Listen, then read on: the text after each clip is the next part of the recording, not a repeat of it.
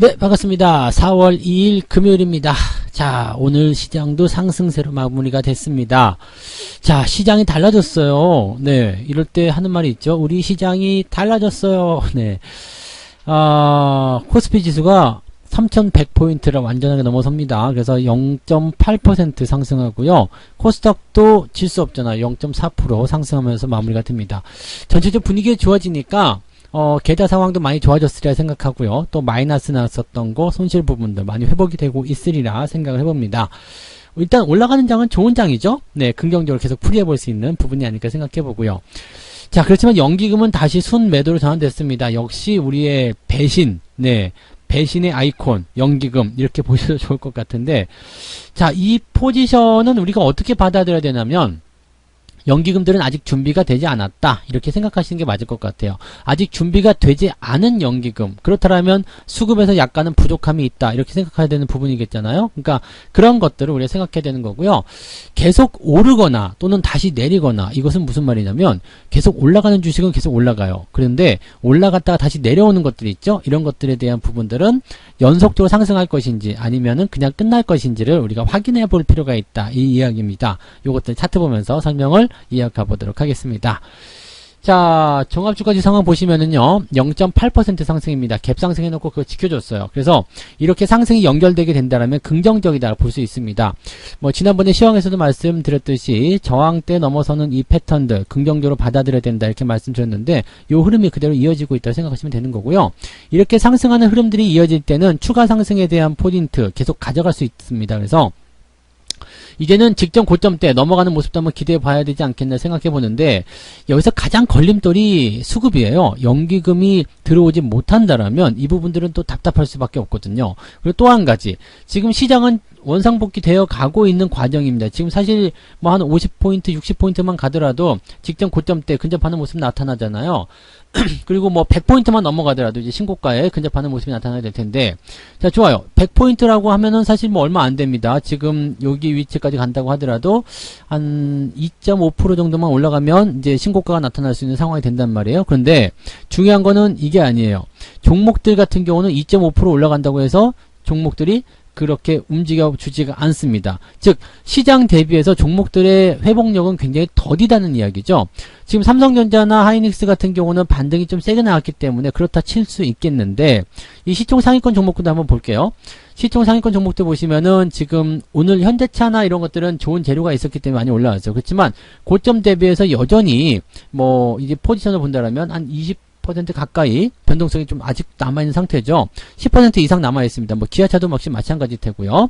그 다음에 뭐 LG화학이라든지 시총 상위권 종목들은 대부분 다 그래요. 근데 배터리 관련주들이 더 심한 것 같긴 합니다. 지금 20% 넘는 변동성을 아직도 가지고 있다는 얘기를 우리가 해드릴 수 있을 것 같아요. 그러면 시장이 원상복귀 되더라도 내가 가진 종목들의 그런 마이너스 손실률은 채워지지 않는다는 이야기죠. 여기서 우리가 중요하게 생각해야 되는 부분이 있습니다.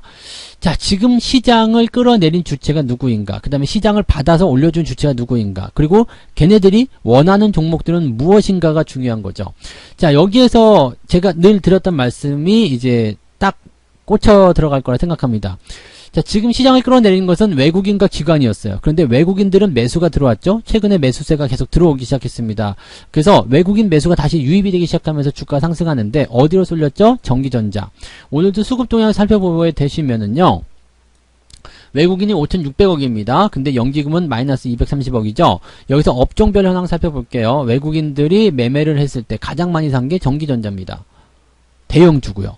그렇다는 것은 이미 답이 정해져 있다는 얘기거든요. 그러니까 이 내용을 보게 되시면 외국인들이 어제부터 해서 계속 전기전자 쪽으로 매수가 확장되기 시작하면서 삼성전자, 하이닉스 또 이런 종목군들이 상승하고 있는 모습이에요. 그 반도체 장비주들도 같이 올라오는 모습이고요.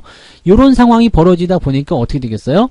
이런 종목들은 그래도 그나마 전 변동폭이 크지가 않습니다. 이제 삼성전자 같은 경우는 한 6% 정도만 더 올라가면 직전 고점 때 도달을 하잖아요. 9만원대 돌파가 되잖아요. 그러니까 회복이 좀 빨라질 수 있습니다. 자, 근데 지금 현대차라든지 그 다음에 뭐 이런 LG화학 이런 종목들 같은 경우는 택도 없어요. 지수가 반등을 그렇게 만들어낸다고 하더라도 손실에 대한 부분들이 메꿔지지 않는다는 이야기입니다. 이걸 다시 한번 우리가 수급 동향으로 넘어가서 보도록 할게요. 오늘 어떤 종목 사고 팔았는지 한번 살펴보세요. 외국인들이 오늘 산 종목들은 삼성전자, 기아차, 현대차 이렇게 되어 있고요. 그 다음에 배터리 쪽은 거의 보이지 않네요. 뭐 지금 보면은 팔고 있는 게 LG전자 쪽이고, 그리고 SK이노베이션 뭐 이런 종목들 이렇게 되어 있어요. LG화학 팔고 있죠. 이런 종목들 매도하고 있습니다. 그리고 연기금 쪽에서 지금 계속 팔아치웠지만 지금 매수는 해주고 있습니다만 물량 자체가 크지가 않습니다.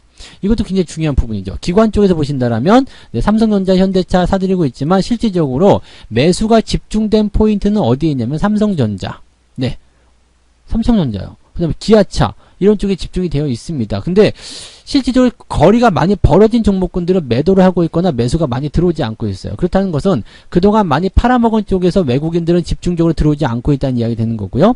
연기금조차도 들어오고 있지만 아주 소량의 물량이란 말입니다. 그래서 이런 상황이라면 실질적으로는 이런 종목들이 그런 수급의 변화에 따른 수혜를 직접적으로 받지 못하고 있다는 얘기예요. 그래서 여전히 우리가 생각해 봐야 되는 부분은 시총 상위권 종목들에 대한 관점들, 외국인이 들어오면서 전기전자에 들어오는 희소식입니다. 그래서 삼성전자, 하이닉스를 비롯한 이런 전기전자 업종들에 대한 관점들은 긍정적으로 받아들일 필요가 있어요. 그 다음에 현대차 같은 경우도 뭐 구글과의 협업 소식들이 있었잖아요. 근데 뭐 이것이 뭐 사실 무근이다라고 현대차에서 이야기했습니다만 그래도 주가가 반등하는 모습들을 보여주고 있어요. 그 다음에 기아차 이런 종목들도 지금 같이 움직이는 모습, 자동차 부품주들 같이 움직이는 모습입니다. 다시 반등할 수 있는 기회도 있고요. 또 실제로 기관이나 외국인들도 매수가 들어와 있는 상태예요. 그렇기 때문에 여기서의 약간의 기대감을 좀 가져볼 수 있겠죠. 그래서 변동폭도 적고요. 근데 배터리 같은 경우는 어때요? 아직 멀었다는 이야기. 또 실질적으로 매수도 들어오지 않고 있다는 이야기죠. 자, 그렇다면 조금 나쁘게 얘기하면 배터리를 버렸다라고 생각할 수도 있겠죠. 네, 그리고 실제로 이전 시가총액 상위권 종목이 올라가면서 전체적으로 분위기를 개선해줘야 돼요. 개인들이 많이 산 종목들 상위를 보게 되시면 우리가 최근에 한 3개월 정도를 한번 볼게요. 최근 3개월 정도의 개인들 매수가 가장 많았던 거 삼성전자, 현대모비스, LG전자, 기아차 이렇게 되어 있고요. 그 다음에 SK이노베이션, 삼성 SDI, LG화학 느낌이 오시죠? 자, 개인들이 많이 산 종목들이 지금 많이 물려 있다는 이야기예요. 많이 물려 있는데 이 중에서 많이 샀다는 것은 외국인들과 기관이 팔아먹었다는 얘기잖아요. 팔아먹었는데 얘네들은 지금 복구를 해주고 있어요. 자동차, 전기전자 복구를 해주고 있거든요. 그런데 어디서 안 되고 있죠? 배터리에서. 그러면 여러분들이 철저하게 걸러내야 되는 종목들은 배터리라 이렇게 볼 수가 있겠죠. 배터리 쪽인데 얘네들도 이제 나중에 뭐 연기금이든 기관이든 또는 외국인이든 매수가 들어오게 되면 또 다시 방향이 바뀔 수 있어요. 그러니까 시가총액 상위권에 있는 종목군들 이렇게 보셔야 됩니다. 그래서 철저하게 수급이 돌아서면서 주가를 밀어 올려준다라면 그 시점부터는 긍정적으로 받아보셔도 괜찮아요. 과거에 삼성전자가요. 액면 분할 이후에 주가가 많이 밀린 적이 있었죠. 그때 시점을 한번 이용해 보시면 좋을 것 같아요. 액면 분할 이후에 이제 주가가 계속 하락했단 말이에요. 근데 이 시점 보시면은 외국인들, 기관들이 매도를 하고 있단 말이죠. 그리고 나서 이제 어느 정도 매도가 멈추는 시점부터 횡보가 나오고 주가가 상승하는 그런 흐름을 갔단 말입니다.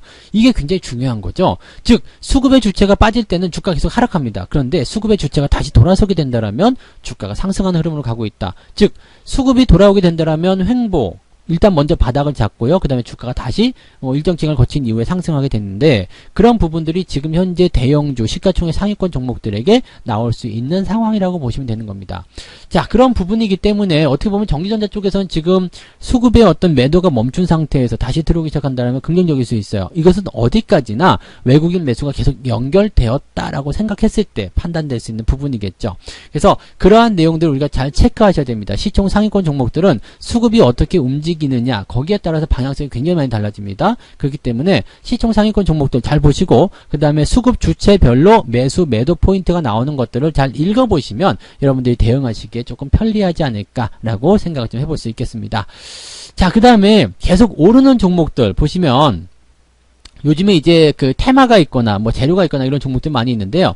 지금 계속 오르는 종목들은 추세선을 망가뜨리지 않습니다. 위메이드 같은 경우도 벌써 50% 수익률이 나와버렸죠. 그래서 이 종목도 지금 수익률이 굉장히 좋은 상태고요. 그 다음에 뭐 이제 철강주 섹터 쪽에서도요. 경남스틸 이런 종목들 보면 멈추지 않고 계속 가거든요. 중요한 게 이거예요. 계속 올라가는 주식들 같은 경우는 추세가 이렇게 우상향으로 쭉 치고 나갑니다. 네, 쭉 치고 나가요. 그래서 이게 5일선 기준이나 21선 기준이냐에 대한 부분만 잘 선택하시면 되는 거고, 추세가 우상향으로 가고 있느냐 여기에 대한 부분만 잘 선택하시면 여러분들이 종목에 대한 포인트를 가져가실 수 있어요. 그 다음에 단기적 포지션에서 위메이드처럼 단기적 착치고 올라가는 것들은 5일 이평선이 지지선이 되겠죠. 그러니까 이렇게 계속해서 올라가는 종목들에 대한 포인트들은 이런 식으로 여러분들이 잡아가시면 되는 거고, 또 올라갔다가 조금 내려오는 종목들이 있어요. 그런 종목들 같은 경우는 어떤 것들일까요?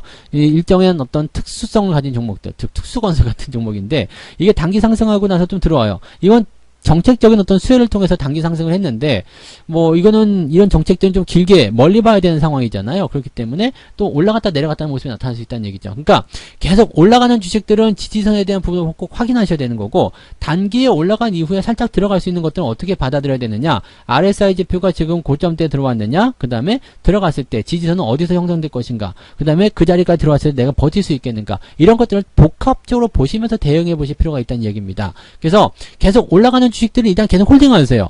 이제 뭐 내려갔다가 올라가는 주식이든 계속 올라가고 있던 주식이든 계속 홀딩하시면 되는 거고, 단기에 상승한 이후에 들어가는 종목들은 여기서 고민을 좀 하시면 돼요. 이 특수건설을 예로 드린다라면 추세는 지금 우상향 계속 가고 있습니다. 내린다라면 최대한 내렸을 때 8,000원까지 내릴 수 있다라는 생각을 좀 할 수 있겠죠. 자, 그러면 지금 8,800원이고 8,000원까지 내린다 그러면은 가격대 변동폭이 어느 정도 되느냐면 약 10% 정도 나올 수 있겠죠? 자, 그 정도는 내가 버틸 수 있겠다. 또는 수익이 이미 10% 이상 나와 있기 때문에 수익 까먹더라도 난 손해를 볼 게 없다. 그러면 장기적으로 갈 수 있어요. 왜냐면 지금 우상향 패턴이기 때문에. 그럼 계속 홀딩하시면 되거든요. 근데 뭐 고점에서 매수하셨다 그러면 앞으로 10% 정도 더 견딜 수 있겠는가, 이 부분 보셔야 돼요. 그리고 보통 주가라는 것들이 이제 10%까지 저 아래쪽 바닥까지 완벽하게 극한적으로 밀리는 것이 아니라 어느 정도 시점에서 다시 터닝을 하거든요. 그러니까 그런 부분들을 고려했을 때 내가 계속 보유할 수 있겠는가 없겠는가에 대한 부분들을 결정하고 들어가셨는 이야기죠. 그래서 계속 가는 종목과 가다가 조금 내리는 종목들, 이런 종목들에 대한 전략은 조금 달리 하셔야 됩니다. 뭐 수급적인 측면에서 본다라면은 뭐 대형주와 중소형주 나눠질 수도 있겠지만, 지금 대형주 쪽으로 수급도 좀 들어오고 있는 상황이기 때문에 이런 관점들을 생각해 본다라면, 네, 우리가 소형주라고 하더라도 이렇게 변동이 좀 있을 때는 약간의 차익 실현도 같이 들어가 보시거나, 아니면 조금 더 길게 가능성이 있다 그러면은 계속 들고 가시거나, 이런 전략들을 좀 다양하게 세워보실 필요가 있겠다라고 말씀드릴 수 있겠습니다. 그리고 많이 올라간 주식들은 매수하지 않으시면 좋을 것 같아요. 뭐 지난번에 말씀드렸던 도화 엔지니어링 같은 경우가 많이 올라간 상태잖아요. 이미 뭐 제법 많이 올라간 상태인데, 이렇게 많이 올라간 상태에서 매수를 계속 노리고 계시면은요, 나도 모르는 사이에 매수하게 되거든요. 그러니까 철저하게 주식이 많이 올라갔다라면 이런 지지선 때까지 밀려주는 거 확인한 다음에 들어가는 게 좋습니다. 보통 이런 종목들 같은 경우는 갭 상승이 나가고 나면 갭 상승이 된 부분에서 지지선 형성되거든요. 그러면 8,400원대 아래쪽으로 떨어졌을 때 매수를 들어가시면 좀 유리하겠죠. 만약에 그렇게 나오지 않는다면 최소한 8,400원에 근접하는 자리 공략해 보실 것을 권장해 드립니다. 그래서 그런 식으로 접근해 나가신다라면 저가 매수를 통해서 고점을 좀 피해 가시는 전략을 세우시지 않을까 생각합니다. 자, 어찌됐건 시장 자체가 좋아졌기 때문에 뭐 전략도 다양하게 세울 수 있는 거고, 또 흐름도 긍정적으로 바라볼 수 있는 것 같습니다. 계좌의 포트폴리오가 계속적으로 우상향하고 있고 또 조금씩 늘어나고 있는 과정이 있다면 여러분들 지금 잘 하고 계시는 것이다, 이렇게 말씀드릴 수 있을 거예요. 자, 주말 동안에 푹 쉬시고요. 주식 걱정은 하지 않으셔도 되겠죠. 푹 쉬시고 다음 주에 또 새롭게 진짜 4월의 시작, 다음 주부터 열심히 달려보시면 좋겠습니다. 자, 한 주간 고생 많으셨고요. 저는 내일 종목 진단으로 다시 뵙도록 하겠습니다. 고맙습니다.